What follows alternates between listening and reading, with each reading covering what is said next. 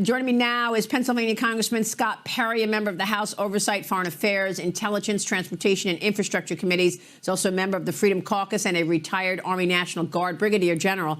Congressman, always a pleasure to see you. Give us your reaction to this prisoner swap. Well, great to be with you this morning, Maria. And obviously, we're elated to have these prisoners return back home. They should have never been taken prisoner in the first place. But let's remember that there's another side to this equation.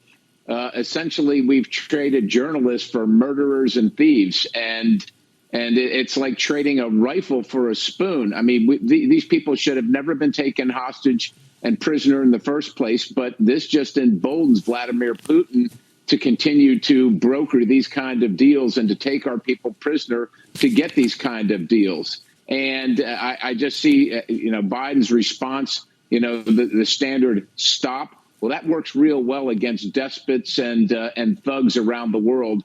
It's patently absurd. This is a terrible deal, and it just projects more Biden weakness as the world wonders who's actually in charge in Washington, D.C. for the next 6 months. Do you read into the timing of this in any way? I mean, Russia agreeing to let these hostages out, let these people out now, 94 days before an election. What's your take on that? Any read into the timing of this now?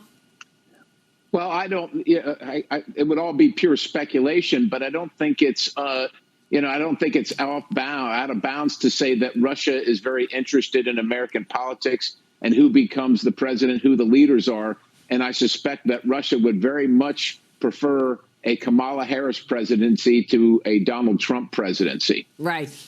Yeah, that's what I assumed.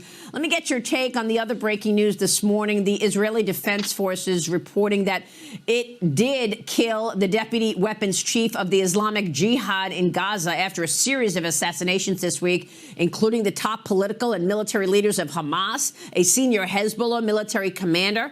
The White House announced new defense military deployments to help Israel defend itself against Iran and its proxies. On a call between Biden and Israeli Prime Minister Benjamin Netanyahu, the prime minister warned any retaliatory strikes will come at a high price. Israel's government instructing residents to prepare bomb shelters today. And new reports of Iran meeting with proxies yesterday to discuss retaliation against Israel, which could include attacks on American forces. Officials say President Biden commented on the chances for a ceasefire early this morning. Watch this. Is the chance for a ceasefire ruined after the assassination of Haniyeh? It's not helped. That's all I'm going to say right now. Thank you. Congressman, what's your take now that we know that the Ayatollah is directing its forces to make a direct retaliatory attack on Israel as a result of those killings? Well, it's to be expected. And of course, the rest of the world has known all along that the Ayatollah and Iran is the fount of all this violence and all this terrorism, whether it's the Houthis, Islamic Jihad, Hamas, Hezbollah, their proxies all around the globe conducting this. And it's, again, Biden projecting weakness and these kind of thugs knowing that they can get away with this kind of thing. And of course, Israel in the neighborhood has to bear the brunt of this. And of course, they need to be on high alert.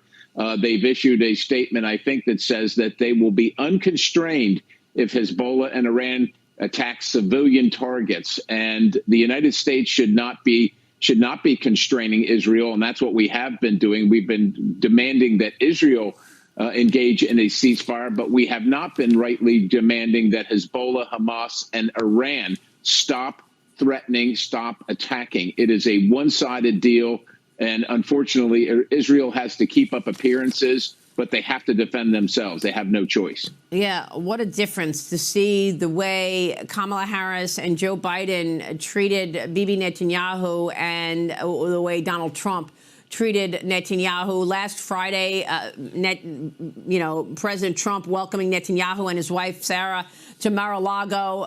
Warm welcome there. Meanwhile, Kamala Harris blows off the congressional hearing from the Prime Minister of Israel. Your reaction? I asked President Trump if, in fact, he told him his plans. Of course, just right after this meeting, we saw that attack, which hurt children in Israel by Hezbollah, and then, of course, which followed those leaders taken down, Congressman.